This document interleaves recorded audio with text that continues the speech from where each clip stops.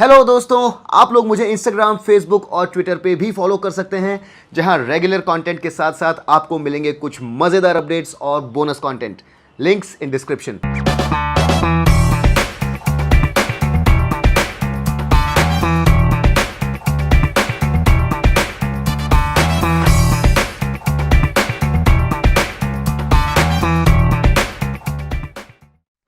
नमस्कार दोस्तों, स्वागत है आपका मेरे चैनल में, जहां पर आपको मिलते हैं हिंदी वीडियोस और कुछ अलग ट्विस्ट के साथ। आज मेरे पास है ऑडी Q3, जो मेरे ख्याल से सेगमेंट की सबसे परिपूर्ण कार है। ये याद रखिए कि यहाँ पर सिर्फ आपको पेट्रोल मिलता है, डीजल इंजन नहीं मिलता है, लेकिन यहाँ पर कुछ ऐसी चीजें हैं जो कि इसे विशेष बना देती हैं। और इस वीडियो में मैं आपको 10 ऐसी चीजें बताऊंगा जो कि इस गाड़ी को बना देती हैं खास। पहली खास बात है इसका साइज। ये गाड़ी अपने सेकंड जनरेशन में है और पहली जनरेशन के मुकाबले हर तरह से बड़ी हो गई है। हालांकि हाइट बहुत कम मार्जिन से छोटी हुई है, लेकिन आप विड्थ देख लें, लेंथ देख लें, व्हील बेस देख लें, सब कुछ बड़ा है। और आप इसे इसके कॉम्पिटिटर्स से भी कंपेयर करें तो ये सबसे ज़्यादा लंबी गाड़ी है, केवल X1 से ज़रा नैरो है। और इसका व्हील बेस भी सबसे लंबा है, लेकिन GLA का व्हील बेस इससे ज़रा लंबा है। लेकिन ओवरऑल अगर आप सारे डायमेंशंस देखें तो इस सेगमेंट की सबसे बड़ी गाड़ी बन के सामने आती है। तो इस गाड़ी का साइज जो कि ट्रांसलेट होता है इसके इंटीरियर स्पेस में भी, ये इसकी सबसे बड़ी खासियत है। इस गाड़ी की दूसरी बड़ी खासियत इसका बूट है, जो कि इस सेगमेंट का सबसे बड़ा बूट है। यही नहीं, यहाँ पर आपको पावर टेलगेट भी मिलता है, जो कि जेस्चर कंट्रोल्ड है और ये इस तरह से खुल जाता है। ये बूट स्पेस यहाँ पर 530 लीटर्स का है, जो इस सेगमेंट की सारी गाड़ियों से कहीं ज्यादा बड़ा है। X1 में आपको मिलता है 505 लीटर्स, GLA में मिलता है 420 लीटर्स और XC40 में 432 लीटर्स। लेकिन सिर्फ इतना ही नहीं, ये जो तीनों सीट्स आप देख रहे हैं ये 40-20-40 स्प्लिट है, जिसका मतलब ये है कि आप इन्हें नीचे गिरा करके बहुत अच्छे से एडजस्ट कर सकते हैं। बट बात यहाँ पर खत्म नहीं होती है। ये जो तीनों सीट्स हैं ये स्लाइडिंग भी हैं और इन्हें इस तरह से स्लाइड करके आप इस बूट स्पेस को 675 लीटर्स बना सकते हैं। और अगर आप सीट्स को गिरा दें तो ये बूट स्पेस हो जाएगा 1525 लीटर्स, जो कि इस तरह की छोटी गाड़ी के लिए एक जबरदस्त स्टोरेज कैपेसिटी है। अब यहां पर आपको कंफर्ट एक्सेस की भी मिलती है, जिसे आपको जेब से निकालना नहीं पड़ेगा, लेकिन ये यहां पर हाईलाइट नहीं है, खास बात नहीं है। खास बात ये है कि इस गाड़ी में अब आपको मिलती है proper electric seats both sides पे विद 4-वे electric lumbar support as well, जो कि इस सीट को बहुत ही कंफर्टेबल बना देती है। चौथी चीज जो इस गाड़ी के बारे में बहुत खास है वो है इसका क्वालिटी पर ध्यान। अगर आप इंटीरियर देखेंगे तो यहाँ पर सब कुछ सॉफ्ट टच है और इसकी डिजाइन भी बहुत ही जबरदस्त है। यहाँ पर आपको बहुत ही ज्योमेट्रिकल शेप मिलते हैं और इन शेप्स के साथ साथ ये जो मटेरियल्स यूज किए गए हैं ये भी इस इंटीरियर को बहुत ही खास बना देते हैं। ये एंगुलर स्टाइलिंग न सिर्फ इस डोर पैनल पर लेकिन इस डैशबोर्ड पर भी जबरदस्त लगती है। हर तरफ आपको बहुत ही खूबसूरती से बनाया हुआ 3 डायमेंशनल स्टाइलिंग नजर आएगा। सॉफ्ट टू टच मटेरियल आपको सब जगह नजर आएंगे। और ये जो सैटिन क्रोम इनलेज हैं, जो एंगुलर स्टाइलिंग है, ये जो इनले है यहाँ पर पियानो ब्लैक डैशबोर्ड है और ये जो स्क्रीन है जो कि इस पियानो ब्लैक के साथ छुप जाती है, ये डैशबोर्ड जो कि 10 डिग्रीज ड्राइवर की तरफ टिल्टेड है, ये सब इसे properly futuristic, properly high quality, high class interior बना देते हैं, जिसके कारण ये देखने में बहुत ही स्पेशल लगता है। पांचवी खास चीज इस इंटीरियर के बारे में जो है वो ये है कि ये बहुत ही हाई टेक है। लेकिन आपने देखा होगा कि कुछ नई मॉडर्न गाड़ियों में हाई टेक होने के साथ साथ जो इंटीरियर है वो इनएक्सेसिबल हो जाता है, बहुत सारे टच कंट्रोल्स वहाँ पर आ जाते हैं। लेकिन यहाँ पर सब कुछ बहुत ही ईजी टू यूज़ और बहुत ही एक्सेसिबल है।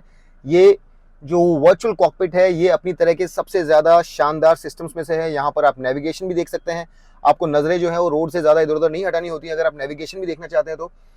टच कंट्रोल्स बहुत ही लिमिटेड चीज़ों के लिए है। यहाँ पर आपको 30 कलर एम्बियंट लाइटिंग भी मिलती है। लेकिन जो खास चीज़ मुझे यहाँ पर लगी वो ये है कि पहली बात, ये डैश ड्राइवर की तरफ टिल्टेड है और कुछ ज़रूरी कंट्रोल्स फिजिकल बटन्स हैं जिससे कि आप उन्हें ईजिली एक्सेस कर सकें, जैसे कि वॉल्यूम, AC के controls, engine start stop, drive select. इन सब चीज़ों के लिए आपको फंबल नहीं करना होता है और ये सब कुछ बहुत ही ब्यूटीफुली साथ में आता है, जिसके कारण ड्राइवर के लिए हर चीज़ को एक्सेस करना बहुत ही ईजी हो जाता है। छठी खास बात जो यहाँ पर है वो है ये पैनोरामिक सनरूफ, जो कि एक छोटी गाड़ी के लिए, कॉम्पैक्ट SUV के लिए काफ़ी बड़ी है। और यहाँ पर आपको सेपरेट कंट्रोल्स मिलते हैं for blinds as well as for glass, और ये ग्लास भी काफ़ी पीछे तक जाता है। तो एक छोटे कॉम्पैक्ट प्रीमियम SUV के लिए ये सनरूफ इस एक्सपीरियंस को बड़ा ही खास बना देती है। सातवीं खास चीज इस गाड़ी के बारे में जो है वो ये है कि एक छोटे कॉम्पैक्ट प्रीमियम एसयूवी के लिए यहाँ पर जो सीट्स हैं ये न सिर्फ बहुत कंफर्टेबल हैं, देखिए यहाँ पर थाई सपोर्ट बहुत अच्छा है, अंदर एंट्री के लिए हाइट आइडियल है और जो आपको बैक सपोर्ट है ये भी बहुत अच्छा मिलता है, लेकिन कुछ हद तक यहाँ पर आपको सीट बैक रिक्लाइन के लिए एडजस्टेबिलिटी भी मिलती है। तो उस लिहाज से यहाँ पर जो स्पेस है, लेग रूम है, नी रूम है और सीट कंफर्ट है ये बहुत अच्छा है। हेडरूम बहुत अच्छा है, आपको 3 प्रॉपर हेडरेस्ट मिलते हैं 3 पैसेंजर्स के लिए, हालांकि ये 3 लोगों के लिए बना नहीं है कैबिन।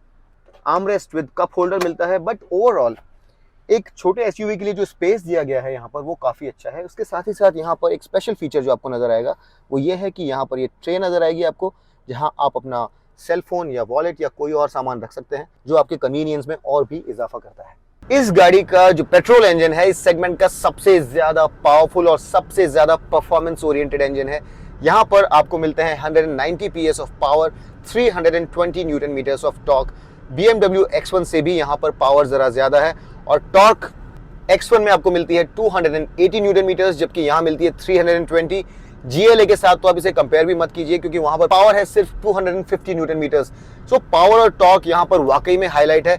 0 to 100 ये गाड़ी करती है सिर्फ 7.3 सेकंड्स में, X1 लेती है 7.7 सेकंड्स, जबकि GLA लेगी 8.7 सेकंड्स। इसके अलावा यहाँ पर टॉप स्पीड जो है वो भी बहुत ही इंप्रेसिव है, 222 किलोमीटर पर आवर की टॉप स्पीड। और टॉप स्पीड के मामले में भले ही X1 जरा आगे हो 226 किलोमीटर पर आवर के साथ, लेकिन केवल 4 किलोमीटर पर आवर की टॉप स्पीड की डिफरेंस, जब यहाँ पर एक्सेलरेशन ज्यादा है और परफॉर्मेंस भी बेहतर है तो आप कंप्लेंट नहीं कर सकते। तो परफॉर्मेंस जो है इस गाड़ी का वो भी इसकी बहुत बड़ी खासियत है। नंबर 9, यहाँ पर आपको मिलता है ऑडी का क्वाट्रो सिस्टम और ऑल व्हील ड्राइव के साथ ये गाड़ी न सिर्फ of the road but on the road भी आपको बेहतर ग्रिप प्रोवाइड करती है। अगर आप इस गाड़ी को फास्ट चला रहे हैं या फिर खराब मौसम में चला रहे हैं जहां पर बारिश है या फिर स्नो है, तो ये गाड़ी ऑल 4 व्हील्स पे आपको पावर देकर के बेहतर ग्रिप देती है। इतना ही नहीं, अगर आप इसे जरा सॉफ्ट रोडिंग के लिए भी लेकर के जाना चाहते हैं तो यहाँ पर आपको बेहतर ऑप्शन है। और आपको जो दोनों कॉम्पिटिटर्स हैं इस गाड़ी के X1 और GLA, वहां पर किसी तरह का ऑल व्हील ड्राइव सिस्टम नहीं मिलता है, खासतौर पर पेट्रोल में। तो ये इस गाड़ी की एडवांटेज है और बेहतर रोड होल्डिंग और सॉफ्ट रोडिंग कैपेबिलिटी के साथ साथ ऑल व्हील ड्राइव सिस्टम इसे एक बेहतर लॉन्च भी प्रदान करता है। पेट्रोल गाड़ियों की जब बात होती है तो फ्यूल एफिशिएंसी जो है बहुत इंपॉर्टेंट हो जाती है। जनरली हमने देखा है कि जो पेट्रोल इंजन्स हैं वो डीजल के मुकाबले काफ़ी ख़राब फ्यूल एफिशिएंसी देते हैं, लेकिन जैसा मैंने हमेशा मेंटेन किया है, फोक्सवैगन ग्रुप का जो TFSI इंजन है काफ़ी फ्यूल एफिशिएंट है। यहाँ पर ARAI सर्टिफाइड फ्यूल एफिशिएंसी जो है वो है 15.28 kmpl।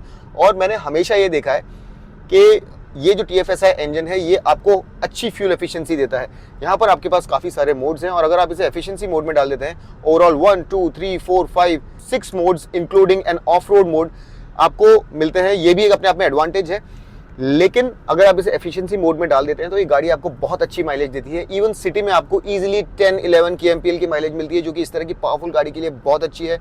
हाईवे पे भी 15-16 kmpl तक की फ्यूल एफिशिएंसी ये गाड़ी आपको दे सकती है, जो कि ज़बरदस्त है इस तरह के पावरफुल और अपने सेगमेंट की सबसे ज़्यादा परफॉर्मेंस ओरिएंटेड कार के लिए। तो परफॉर्मेंस के साथ साथ फ्यूल एफिशिएंसी भी इस गाड़ी की 10th एडवांटेज है। यहाँ पे थर्ड जोन क्लाइमेट कंट्रोल का भी नहीं है, लेकिन उससे ज़्यादा ज़रूरी बात यह है कि यहाँ पर आपके पास कोई चार्जिंग सॉकेट्स भी नहीं है, जो मेरे ख्याल से एक ज़्यादा बड़ी प्रॉब्लम है। यहाँ पर दूसरी बात यह है कि अगर आप 3 लोगों को बैठाना चाहते हैं तो उनके लिए बराबर शोल्डर विड्थ नहीं है और बीच में हम्प होने के कारण आप 3 लोगों को लंबे डिस्टेंसेस पर नहीं बिठा सकते। अब देखिए, एक कैबिन बहुत ही खूबसूरती से बना हुआ है और फीचर्स भी यहाँ पर बहुत सारे हैं, लेकिन कुछ फीचर्स मिसिंग भी हैं। अब ये जो गाड़ियाँ हैं काफ़ी महंगी हैं और कुछ बहुत सस्ती गाड़ियों में भी आजकल आपको वेंटिलेटेड सीट्स मिलती हैं, लेकिन यहाँ पर अभी भी वेंटिलेटेड सीट्स नहीं मिलेंगी आपको। यहाँ पर 360 डिग्री कैमरा भी नहीं है और मेरे ख्याल से अब वक्त आ गया है कि सारे जर्मन कार मैन्युफैक्चरर्स आपको ADAS फीचर्स देना शुरू करें। ये भी एक मिसिंग फीचर मुझे यहाँ पर नज़र आया। इस कैमरा का रेजोल्यूशन भी ज़रा बेहतर हो सकता था। एक और छोटी सी बात, हालांकि बहुत सारे कार मैन्युफैक्चरर्स अब डीजल बनाना बंद कर रहे हैं, लेकिन इस गाड़ी के जो दोनों की कॉम्पिटिटर्स हैं BMW X1 और Mercedes GLA, दोनों में आपको डीजल ऑप्शंस मिलते हैं, लेकिन यहाँ पर आपको नहीं मिलते हैं। तो ये गाड़ी सर्वश्रेष्ठ तभी बनती है जब आपको एक पेट्रोल गाड़ी लेनी हो। अगर आपको डीजल चाहिए तो वो ऑप्शन यहाँ पर मौजूद नहीं है। तो दोस्तों, 45 से 50 लाख रुपए की जो रेंज है, उस रेंज में ये गाड़ी आपको बहुत कुछ देती है और मेरे ख्याल से सबसे ज़्यादा बैलेंस्ड और सबसे ज़्यादा फीचर पैक्ड सबसे ज़्यादा स्पेशियस गाड़ी है। और अगर आपको इस सेगमेंट में खरीदारी करनी है तो मेरे ख्याल से इस गाड़ी की टेस्ट ड्राइव लिए बिना आप ना करें, क्योंकि ये बड़ी ही केपेबल गाड़ी है। अगर प्रीमियम कॉम्पैक्ट एसयूवी आपको चाहिए तो Audi Q3 की टेस्ट ड्राइव जरूर लें। उम्मीद करता हूँ ये वीडियो आपको अच्छा लगा। अगर अच्छा लगा तो इसे लाइक कीजिए, सब्सक्राइब कीजिए मेरे चैनल को। अगली बार फिर आपसे मिलूंगा एक और नए इंटरेस्टिंग वीडियो के साथ। तब तक के लिए अलविदा।